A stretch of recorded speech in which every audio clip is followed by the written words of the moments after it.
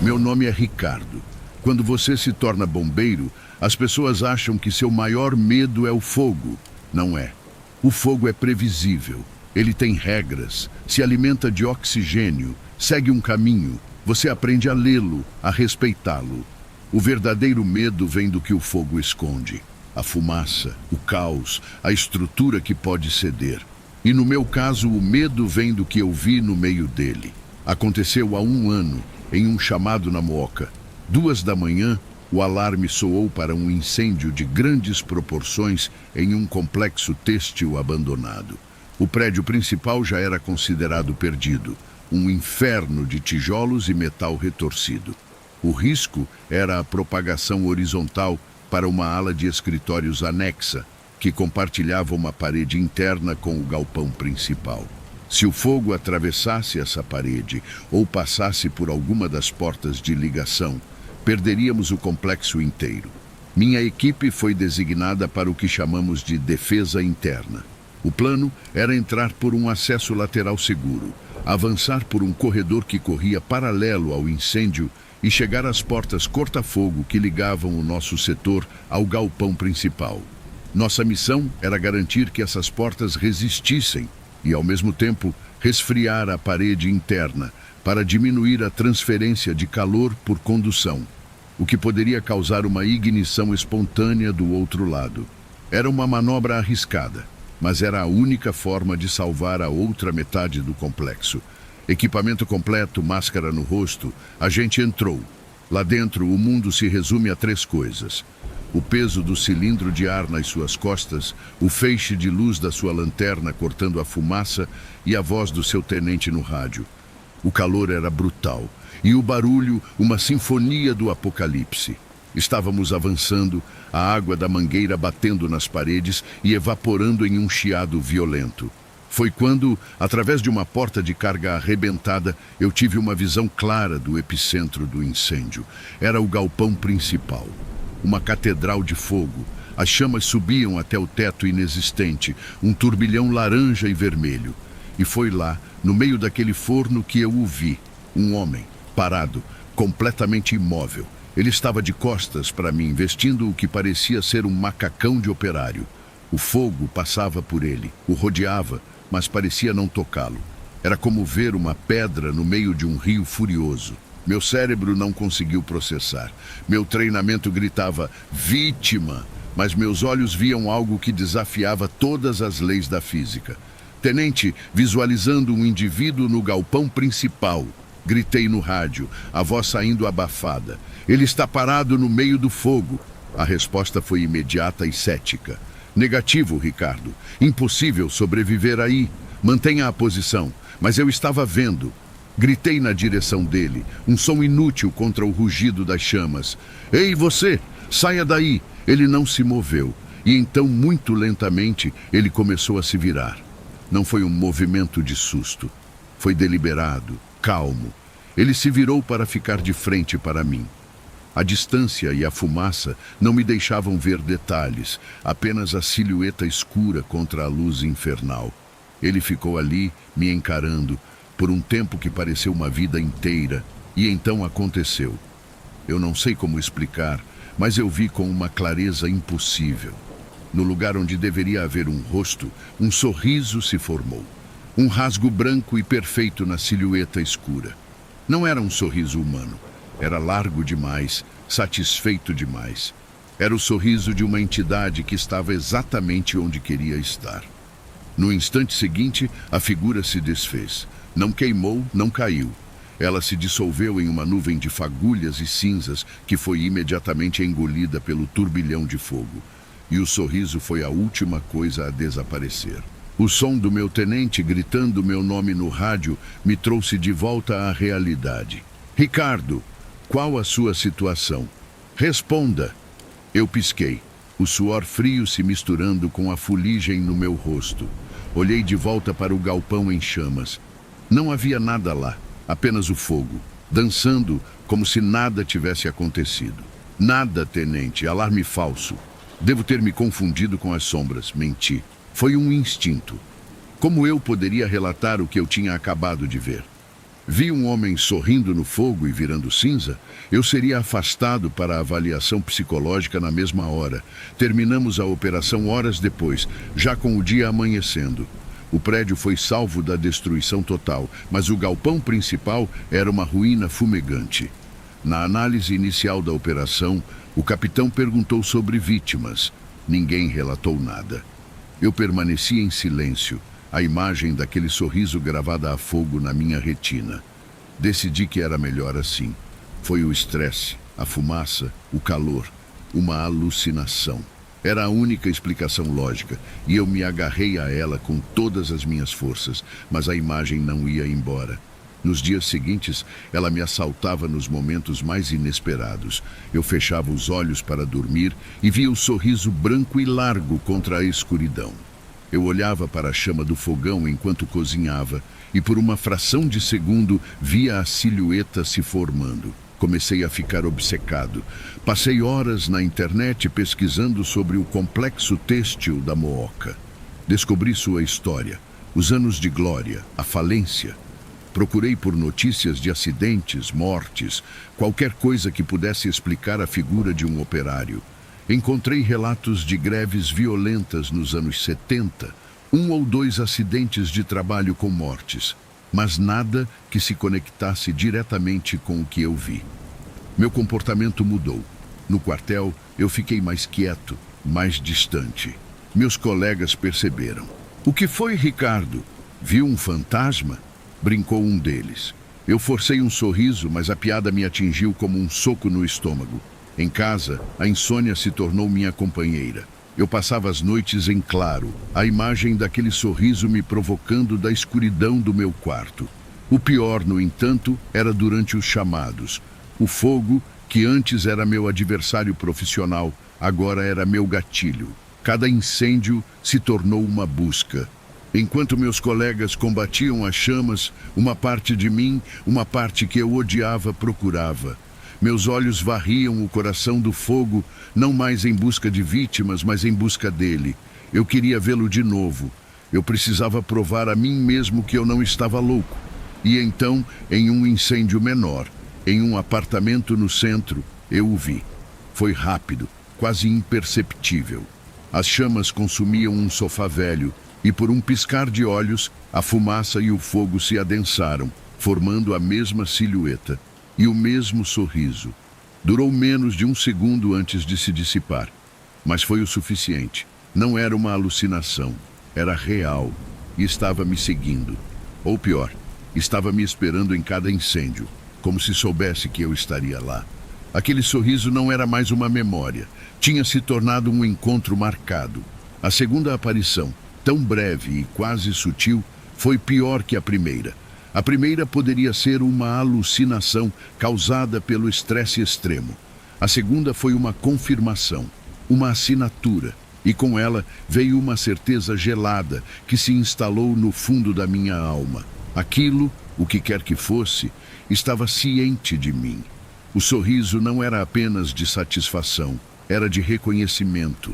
Minha vida profissional, que antes era minha maior fonte de orgulho, se tornou uma roleta russa.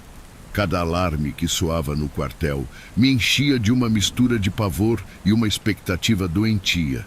Eu ia para os chamados com o estômago revirado, não pelo perigo do fogo, mas pela possibilidade do encontro. Meus colegas de equipe, minha segunda família, se tornaram estranhos para mim. Como eu poderia compartilhar o que estava acontecendo? Eu me afastei, me tornei o bombeiro silencioso que apenas cumpria ordens, sempre com o olhar perdido nas chamas. O capitão me chamou para conversar. Ele foi direto. Meu desempenho estava caindo. Eu estava distraído, cometendo pequenos erros que poderiam custar a minha vida ou a de alguém da equipe. Ele sugeriu uma licença, um acompanhamento psicológico. Eu aceitei. Sabia que era isso ou ser expulso da corporação. Passei 3 meses afastado. Fiz terapia. Falei sobre o estresse, sobre a pressão do trabalho, sobre o luto por vítimas que não consegui salvar. Falei sobre tudo, exceto sobre o sorriso. Para a terapeuta, eu era apenas mais um bombeiro com estresse pós-traumático. Ela me ajudou a desenvolver mecanismos para lidar com a ansiedade, técnicas de respiração, foco. Funcionou, até certo ponto.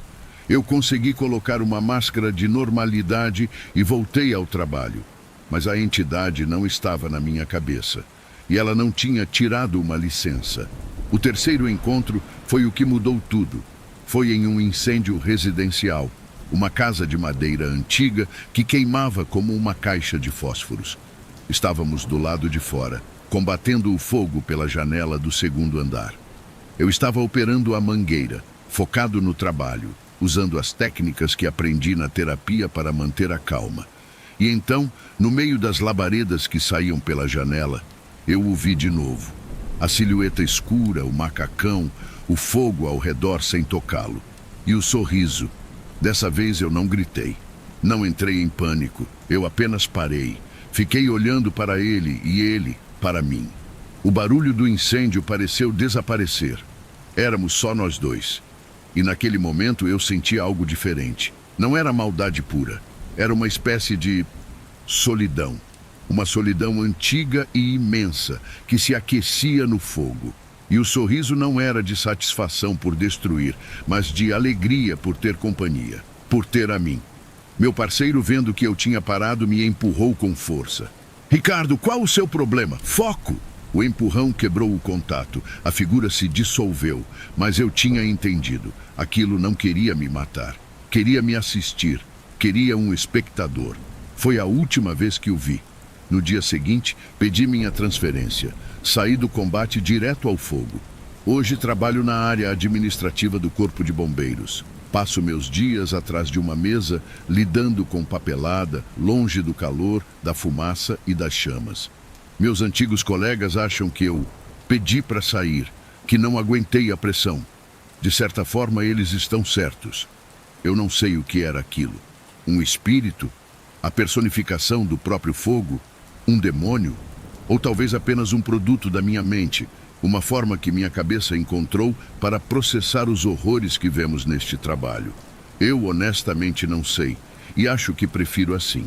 Às vezes, quando acendo a churrasqueira no domingo, eu fico olhando para as brasas, e por um segundo, acho que vejo um contorno se formando, um sorriso começando a se rasgar no meio do vermelho. Eu desvio o olhar na mesma hora. Aprendi a não encarar de volta. Algumas coisas não querem ser combatidas, elas só querem ser vistas, e eu não serei mais a plateia de ninguém.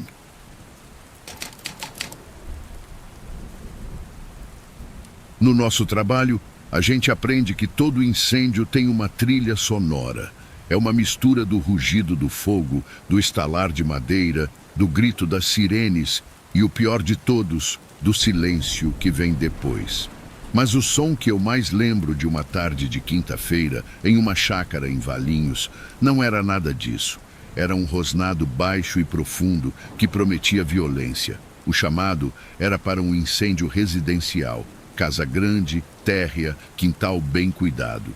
A informação inicial era que os donos estavam viajando. Casa vazia.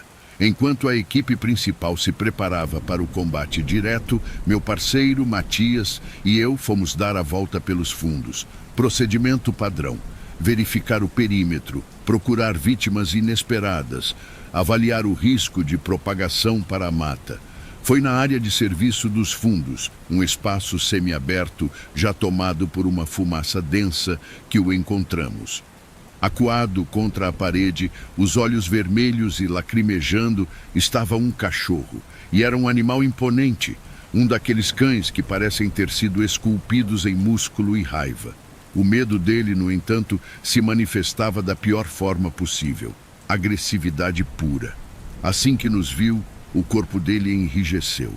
O pelo da nuca se eriçou e um rosnado surdo começou a vibrar no peito dele. Dei um passo à frente, a mão estendida em um gesto universal de paz. Calma, amigão. A gente está aqui para ajudar. A resposta foi um latido explosivo que ecoou no meio do caos. Ele avançou, a cabeça baixa, os dentes expostos em um aviso claro. Não havia a menor chance de nos aproximarmos. Para ele, Nós éramos apenas duas figuras estranhas no meio do barulho e da fumaça, uma ameaça direta. Deixa pra lá, disse o Matias, me puxando pelo braço. Não vale o risco. O protocolo é claro. A gente tem que focar no fogo. E ele estava certo. A segurança da equipe vem em primeiro lugar. Uma mordida de um cão daquele porte nos tiraria da operação e criaria um problema a mais. O coração aperta, mas a cabeça tem que ser fria. Eu deveria virar as costas. Era o procedimento. Mas eu não consegui. Fiquei ali, parado, olhando para aquele animal aterrorizado, pronto para morrer lutando. A imagem dele, sozinho, cercado, tossindo com a fumaça, mas ainda assim se recusando a demonstrar fraqueza. Aquilo me pegou. A frustração de ser um bombeiro, um socorrista, e ter que abandonar uma vida por causa de um protocolo era imensa. Foi nesse segundo de hesitação, nesse impasse silencioso entre o meu dever e a minha consciência, que eu ouvi. O som não veio pelo rádio. Não foi um grito de um dos meus colegas. Foi uma voz. Calma, clara e tão perto que pareceu ter sido sussurrada diretamente no meu ouvido, por cima do meu ombro. Ele não vai te morder. O nome dele é Trovão. Eu me virei em um instante, o coração dando um salto. Não havia ninguém. Matias estava a uns 3 metros de distância, de costas para mim, já se preparando para voltar para a frente da casa. O quintal, fora nós dois, estava vazio. O barulho do incêndio continuava, mas a voz tinha cortado através de tudo com uma clareza impossível. Foi tão real, tão nítida, que por um segundo eu questionei minha própria sanidade. Jonas, vamos! Gritou Matias, já mais longe. Eu olhei de volta para o cachorro. Ele ainda estava lá rosnando, a desconfiança em seus olhos, mas a voz não parecia uma ameaça. Parecia uma instrução, uma informação. O nome dele é Trovão. Em uma decisão que ia contra todo o meu treinamento e bom senso, ignorei o chamado do meu parceiro. Dei um passo à frente, de volta na direção do cachorro. Matias parou e se virou, provavelmente achando que eu tinha enlouquecido. Levantei minhas mãos lentamente, para mostrar que não tinha nada nelas. Mantive meu corpo relaxado, a voz baixa e suave. Calma, Trovão, eu disse. Tá tudo bem, amigão. A gente vai te tirar daqui. A reação do cachorro foi imediata e inacreditável. No instante em que a palavra trovão saiu da minha boca, o rosnado parou. Ele não parou aos poucos, ele simplesmente cessou. O corpo dele, antes tenso e pronto para o ataque, relaxou. As orelhas que estavam para trás se ergueram um pouco. Ele inclinou a cabeça, os olhos ainda assustados, mas a agressividade tinha desaparecido completamente, substituída por uma espécie de curiosidade confusa. Ele me olhava como se estivesse tentando entender como eu sabia aquele nome. Dei mais um passo. Ele não recuou, nem avançou. Apenas ficou ali, me observando. Isso, garoto. Calma, Trovão, repeti, me aproximando devagar. Estendi a mão. Ele hesitou por um segundo, cheirou meus dedos e então, para meu completo espanto e alívio, ele deu uma lambida rápida na minha mão. O gesto de confiança foi tão repentino que quase me fez perder o equilíbrio. Matias, a alguns metros de distância, estava de boca aberta, sem entender nada do que estava acontecendo. Com o cachorro, agora dócil, consegui passar uma guia improvisada que sempre carregamos no cinto em volta do pescoço dele. Ele não resistiu.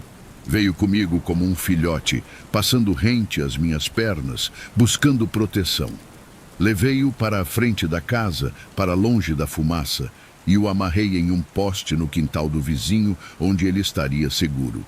Voltei para o combate ao fogo com a cabeça a mil. A voz, o nome, a reação do cachorro, nada daquilo fazia sentido. Mas a adrenalina da ocorrência me forçou a guardar as perguntas para depois. O trabalho ainda não tinha acabado. Levamos mais 1 hora para controlar o incêndio e iniciar o trabalho de rescaldo. A casa ficou bastante danificada, mas conseguimos impedir que a estrutura entrasse em colapso e que o fogo se espalhasse. Durante todo esse tempo, eu agi no automático, minha mente repassando a cena nos fundos da casa sem parar.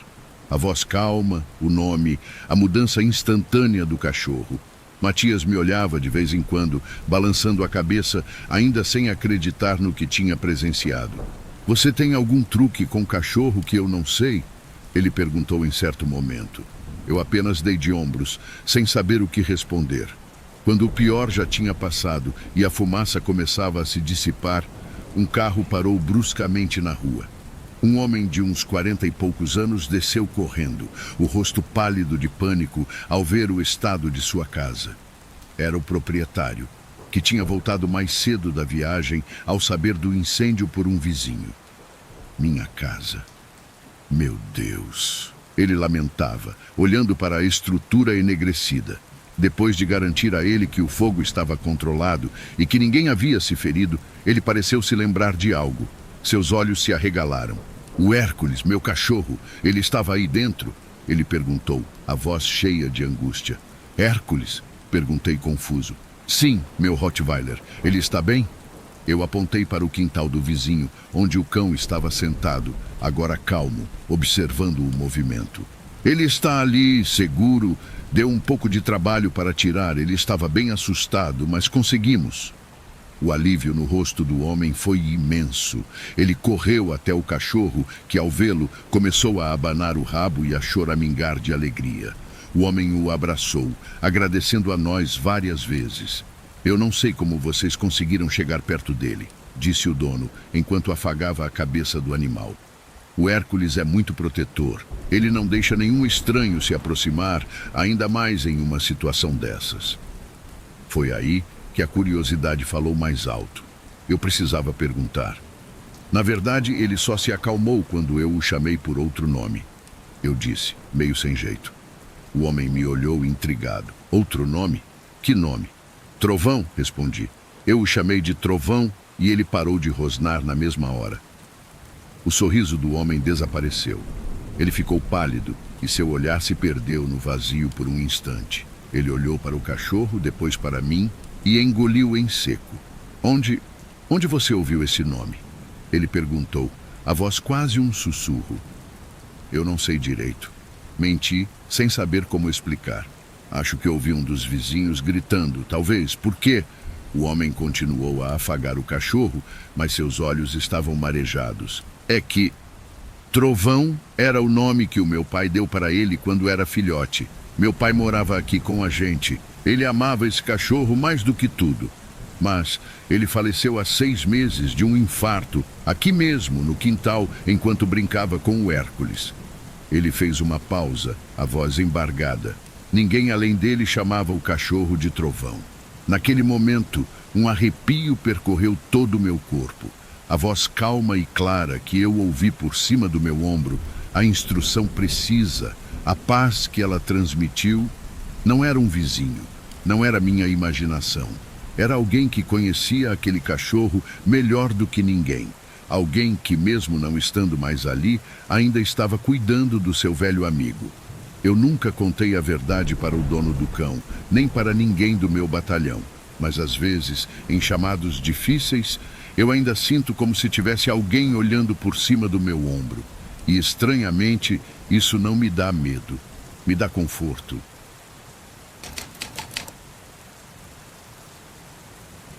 A gente aprende no treinamento que toda casa em chamas é um organismo vivo e raivoso.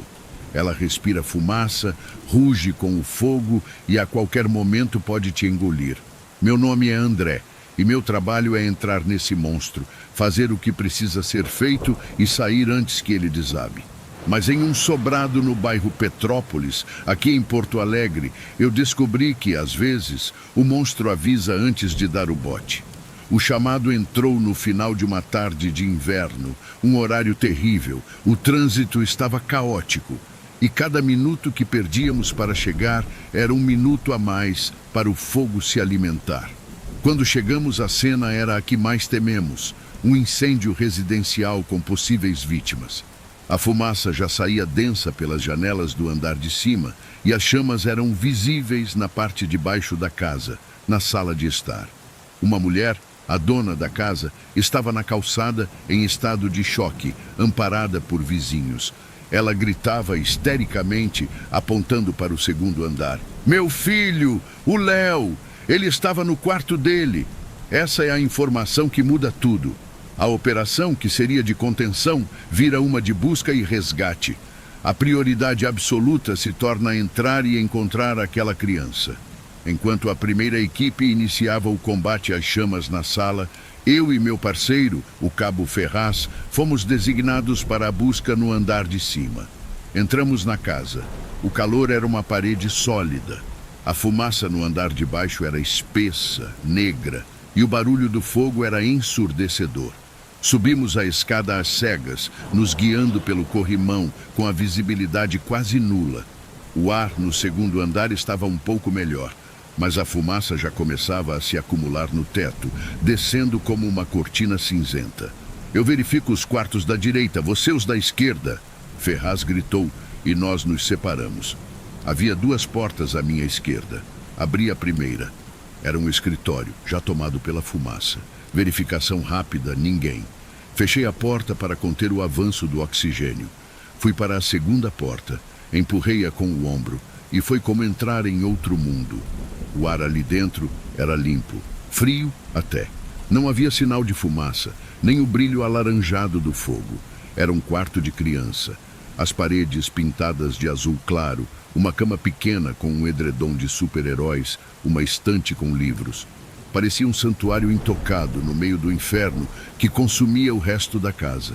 A tranquilidade do cômodo era tão bizarra, tão fora de lugar, que me deixou desorientado por um segundo. Foi a primeira coisa que me fez sentir que algo ali estava errado. Meu primeiro pensamento, o pensamento lógico de bombeiro, foi que a porta devia ter um sistema de vedação muito bom. Talvez a fumaça ainda não tivesse encontrado uma fresta para entrar. Mas isso não explicava o frio. O resto do andar era uma estufa e ali dentro o ar era gelado. Dei um passo para dentro, a viseira do meu capacete embaçando levemente com a mudança de temperatura. Léo, chamei, a voz abafada pela máscara. Corpo de bombeiros, tem alguém aqui? Silêncio. A única resposta era o rugido distante do fogo vindo do andar de baixo. Comecei a varredura padrão. Olhei debaixo da cama. Nada. Abri a porta do guarda-roupa. Apenas roupas pequenas, penduradas e dobradas. O quarto estava perfeitamente arrumado. Arrumado até demais para o quarto de uma criança. Foi quando notei o segundo detalhe estranho. No meio do quarto havia um tapete com estampa de cidadezinha. Sobre ele, dezenas de brinquedos. Bonecos de ação, carrinhos, animais de plástico. E todos eles, sem exceção, estavam virados na minha direção. Estavam posicionados de frente para a porta, como um pequeno exército ou uma plateia silenciosa, me observando entrar. A cena era tão simétrica, tão deliberada, que me causou um arrepio. Parecia que alguém os tinha arrumado daquele jeito segundos antes de eu chegar. Isso não está certo, murmurei para mim mesmo. Meu instinto me dizia para sair dali. O lugar era estranho, a calma era enganosa. Mas eu tinha uma missão. Eu precisava ter certeza de que a criança não estava ali, talvez escondida em algum lugar que eu não vi. Foi quando meu olhar desceu para o centro do tapete, para um espaço vazio entre os brinquedos vigilantes. Havia blocos de montar espalhados, aqueles blocos de madeira coloridos, com letras e números. Mas eles não estavam espalhados ao acaso. Eles estavam cuidadosamente alinhados, formando uma palavra. Uma única palavra, curta e clara, no meio do tapete. Meu cérebro demorou um segundo para processar o que meus olhos estavam vendo. As letras vermelhas e azuis formavam a palavra corra.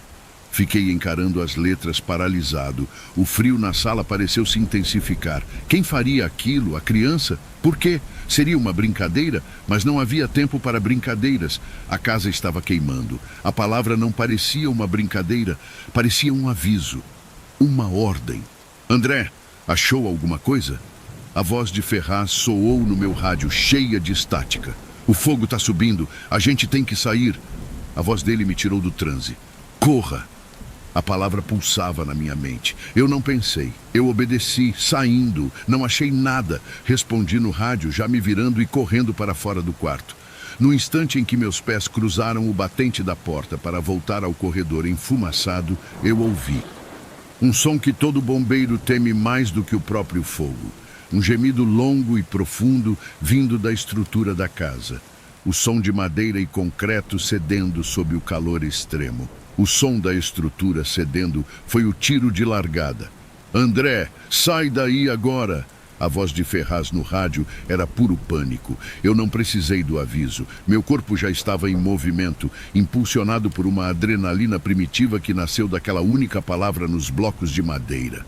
Corri pelo corredor enfumaçado, meus pulmões queimando apesar do equipamento, e encontrei Ferraz perto da escada. O teto! Vai cair tudo! Ele gritou. Descemos a escada aos tropeços, quase rolando os últimos degraus. No momento em que chegamos ao andar de baixo e corremos para a porta da frente, um estrondo ensurdecedor abalou a casa inteira. O teto da sala desabou em uma nuvem de gesso, poeira e brasas, exatamente onde estávamos segundos antes. Saímos para a rua, tossindo, cobertos de fuligem, mas vivos, a salvo por uma margem de segundos. Do lado de fora o caos continuava, mas era um caos seguro. Minha primeira preocupação, no entanto, era a criança. A imagem daquele quarto vazio e do aviso silencioso me assombrava. A mãe do menino, ao nos ver sair, correu em nossa direção, o rosto uma máscara de desespero. Meu filho, vocês o encontraram? Senhora, ele não está no quarto. Eu disse, tentando passar uma calma que eu não sentia. Nós reviramos tudo, ele não está lá. Antes que o pânico dela pudesse se transformar em um novo grito, a voz de um dos nossos homens que estava nos fundos soou no rádio do capitão. Capitão, encontramos o garoto. Está aqui no quintal, perto da porta da cozinha. Parece que pulou da janela do segundo andar. Um alívio coletivo percorreu a equipe. Corremos para os fundos. Lá estava ele, um menino de uns 7 ou 8 anos deitado na grama. Estava consciente, chorando mais pelo susto do que pela dor, mas era visível que sua perna estava quebrada. A equipe de paramédicos o imobilizou em uma maca e a mãe correu para o seu lado, abraçando-o, chorando de alívio. Enquanto eles o preparavam para o transporte, eu não consegui me segurar. A imagem dos blocos de montar não saía da minha cabeça. Aproximei-me da maca. O menino Léo tinha parado de chorar e agora olhava para a casa em chamas com os olhos arregalados. Léo, que bom que você está bem. Eu comecei, a voz baixa. Eu sou o André, um dos bombeiros que entrou para te procurar. Me diz uma coisa, foi você que escreveu com os bloquinhos no chão do seu quarto? Ele virou o rosto para mim. Os olhos dele eram grandes e sérios. Ele balançou a cabeça negativamente. Não fui eu, foi o Marquinhos. Meu coração deu um salto. Marquinhos, tem mais alguém lá dentro? Onde ele está? Olhei na direção da casa, já imaginando ter que voltar para aquele inferno. Léo me olhou como se eu tivesse feito a pergunta mais boba do mundo. Não precisa se preocupar com ele, disse o menino com uma simplicidade que me gelou a alma. O Marquinhos me disse para pular. Ele falou, pula, Léo, o chão vai cair. Ele que me ajudou. Ele fez uma pausa e olhou de volta para as chamas que agora começavam a sair pela janela do seu quarto. Ele ainda deve estar lá dentro, brincando, continuou o menino. Ele gosta de brincar no meu quarto. Eu me preparei para avisar o capitão sobre a segunda criança, por mais impossível que parecesse. Mas antes que eu pudesse abrir a boca, Léo olhou para mim uma última vez e disse a frase que me assombra até hoje. A frase que eu repito na minha cabeça toda vez que entro em um incêndio. Não se preocupa com o Marquinhos, moço, ele disse, com a inocência assustadora que só uma criança possui. Ele não tem medo de fogo. Voltei para ajudar o restante da equipe a acabar com o fogo. Já estávamos mais tranquilos por não haver mais ninguém para resgatar. Nós nunca encontramos nenhum Marquinhos. A busca foi finalizada, o incêndio apagado e o relatório oficial concluiu que Léo foi a única vítima, um herói que salvou a própria vida. Para todos no batalhão, a palavra corra no chão foi só uma coincidência bizarra. Uma brincadeira da criança antes do fogo começar, talvez. Mas eu sei o que eu vi. Eu sei a calma que havia naquele quarto, a forma como os brinquedos nos observavam. E eu ouvi o tom na voz do Léo. Não era a voz de quem tem um amigo imaginário comum. Era a voz de quem tem um amigo muito, muito real. Hoje, quando entro em uma casa em chamas, eu não tenho medo só do fogo ou do que ele pode fazer comigo. Eu tenho medo do que talvez já more lá dentro. Brincando no calor, esperando por companhia, e que por sorte ou por capricho, decidiu que naquele dia não era a minha hora.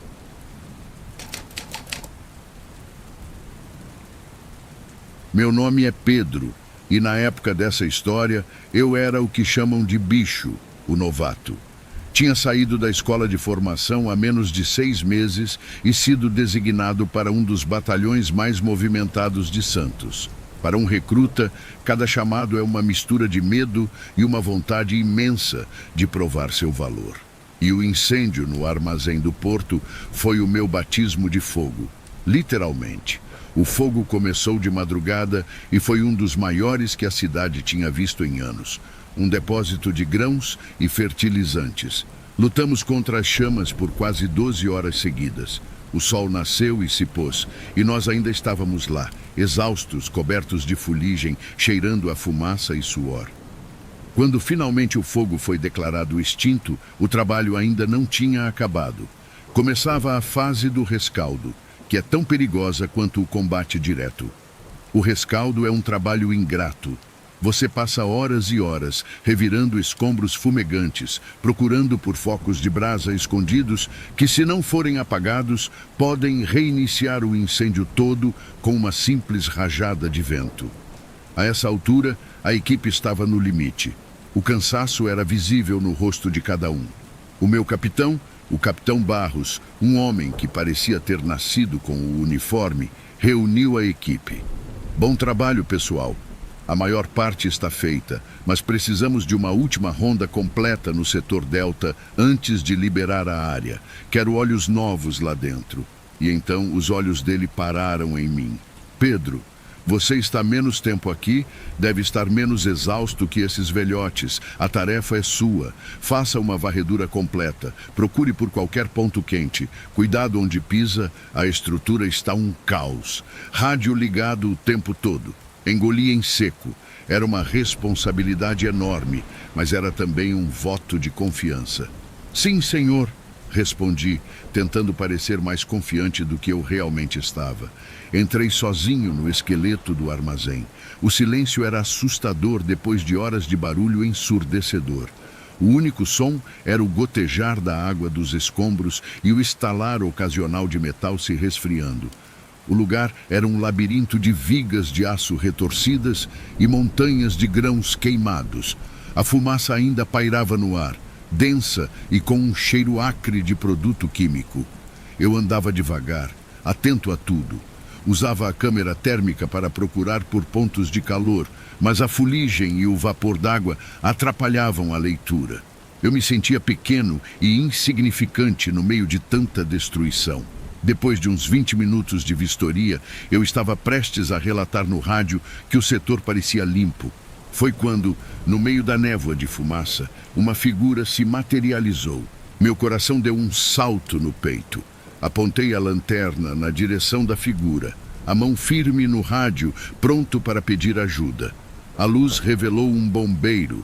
Ele era mais velho, talvez na casa dos 50, com um rosto marcado pelo tempo e pela fuligem. Ele usava um equipamento mais antigo que o meu, um modelo que eu só tinha visto em fotos no museu do quartel, e não usava o cilindro de ar, o que era impensável naquele ambiente. Ele estava parado, me observando com uma calma que contrastava absurdamente com o cenário de devastação.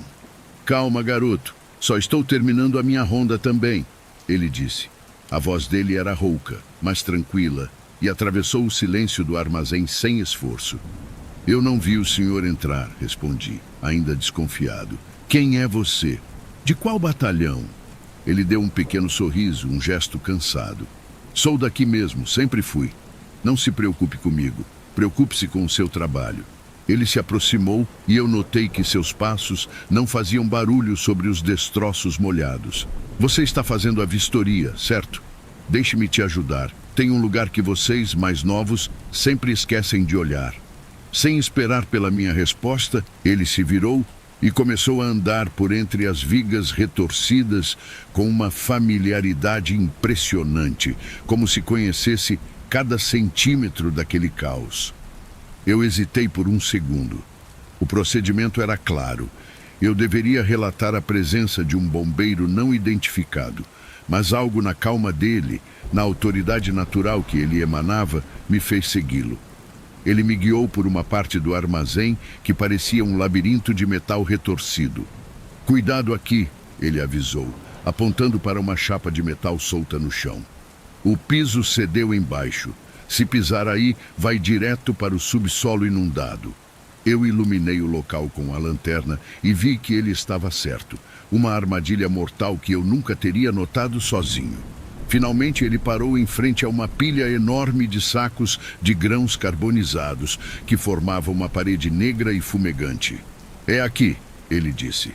"O calor se acumula no meio dessa pilha. A água que vocês jogam por cima não penetra. Fica uma brasa viva lá dentro, só esperando um pouco de oxigênio para começar tudo de novo." Eu apontei a câmera térmica para a pilha. A leitura na superfície era baixa. "Parece frio para mim, senhor", eu disse. Ele balançou a cabeça. "Nunca confie só na máquina, garoto. Confie no seu instinto e no cheiro." Ele inspirou o ar profundamente. "Está sentindo? Cheiro de pão queimado. É o grão cozinhando lá dentro." Ele pegou um pedaço de vergalhão do chão e, com uma força surpreendente, enfiou-o no meio da pilha de sacos. Quando ele o puxou de volta, a ponta do vergalhão estava vermelha, incandescente. Fiquei chocado. Era um foco de incêndio enorme, completamente invisível, que poderia ter colocado toda a operação a perder. Imediatamente chamei no rádio, pedi uma linha de água e informei a localização do ponto quente. Enquanto eu passava as coordenadas, o bombeiro veterano se aproximou de mim. Ele colocou uma mão pesada no meu ombro. O toque era firme, mas estranhamente frio, mesmo através do meu uniforme. "Bom trabalho, garoto", ele disse, com o mesmo sorriso cansado. "Agora pode descansar." Eu me virei para agradecê-lo, mas quando meus olhos voltaram para o lugar onde ele estava, não havia ninguém. Ele tinha desaparecido, simplesmente sumido no meio da fumaça e das sombras, tão silenciosamente quanto apareceu. A equipe de apoio chegou rapidamente com a linha de água e passamos mais 1 hora encharcando a pilha de grãos até que a câmera térmica não mostrasse mais nenhum sinal de calor. Durante todo o tempo, eu procurava com os olhos pelo bombeiro veterano. Vasculhei cada canto daquele setor, mas não havia sinal dele. Era como se ele nunca tivesse estado ali. Se não fosse pela descoberta do foco de incêndio, eu teria certeza de que tinha alucinado. Quando finalmente voltei para o ponto de encontro do lado de fora, o capitão Barros me deu um aceno de aprovação. "Excelente trabalho, Pedro. Você encontrou um foco que poderia ter nos dado uma dor de cabeça enorme. Como achou?" Eu hesitei. "Eu tive ajuda, capitão", comecei, sem saber como explicar. "Tinha um outro bombeiro lá dentro, mais velho. Ele me mostrou o local." O capitão franziu a testa. "Ajuda? Não mandei mais ninguém para lá. Toda a equipe estava aqui fora." "Qual o nome dele?" "Eu não sei, senhor. Ele não disse. Usava um equipamento antigo, não estava com cilindro de ar. Ele simplesmente apareceu e depois sumiu." Expliquei, sentindo-me um idiota a cada palavra. O capitão me encarou por um longo momento, uma expressão indecifrável no rosto. Ele não me chamou de louco, apenas disse: "Certo, vamos voltar para a base. Você está exausto."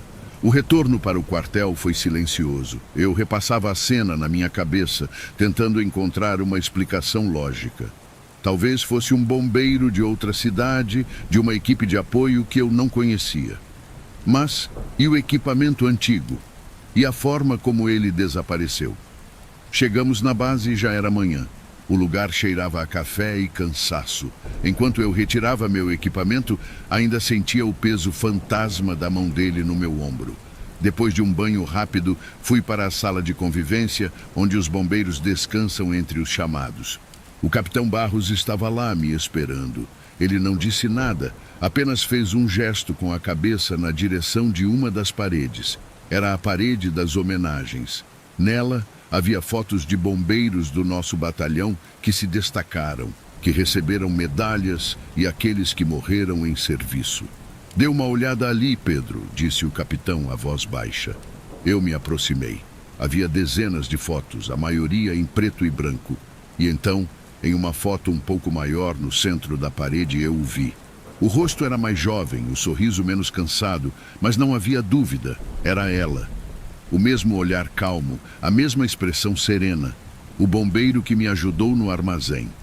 Debaixo da foto, uma placa de metal dourado dizia: Tenente Otávio Bastos, herói do Corpo de Bombeiros de Santos. Meu sangue pareceu ter virado gelo.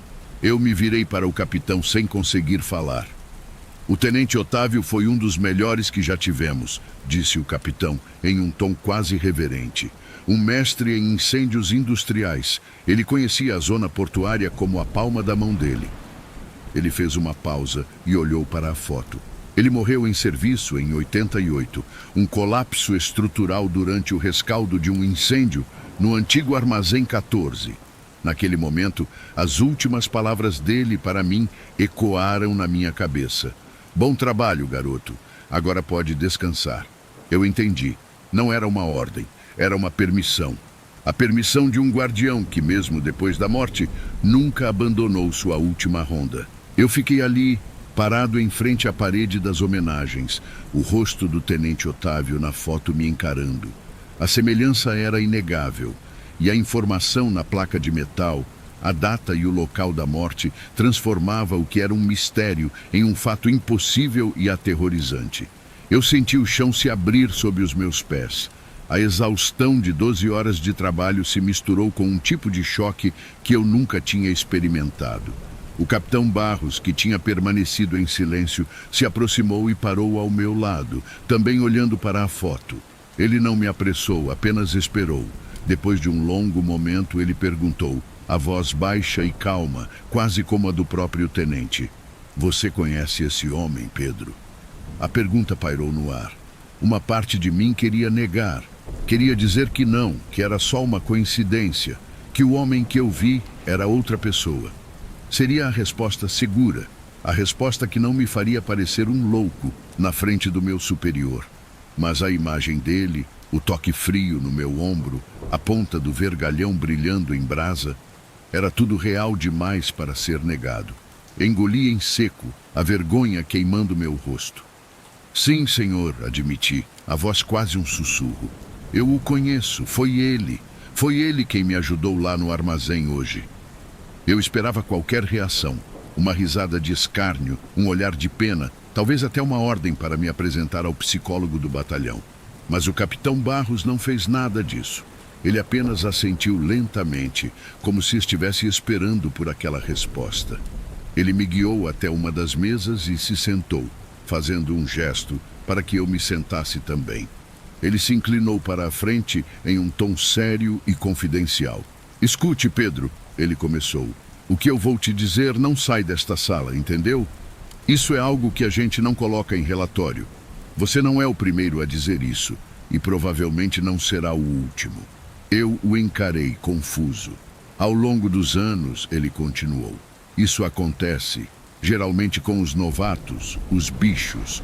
Depois de um grande incêndio, um batismo de fogo como o seu, alguns relatam ter visto um bombeiro mais velho, que não pertence a nenhuma equipe, dando uma instrução, um aviso, uma ajuda. A descrição é sempre a mesma. O equipamento antigo, a calma, o jeito de andar pelo fogo como se fosse o quintal de casa. Ele recostou-se na cadeira, olhando para a parede das homenagens ao longe. Ninguém sabe explicar. A teoria não oficial aqui no quartel é que o Tenente Otávio amava tanto essa profissão e se preocupava tanto com a segurança dos seus homens, que o espírito dele se recusa a abandonar o posto. que ele ainda está por aí, cuidando da molecada nova, garantindo que eles não cometam um erro fatal. Ele voltou seu olhar para mim e seus olhos eram firmes, sem nenhum traço de brincadeira. Você passou por um batismo de fogo hoje, em mais de um sentido. Considere o que você viu não como uma assombração, mas como parte do seu treinamento. Bem-vindo à corporação, Pedro. De verdade. Naquele momento, o medo deu lugar a um sentimento que eu não consigo descrever.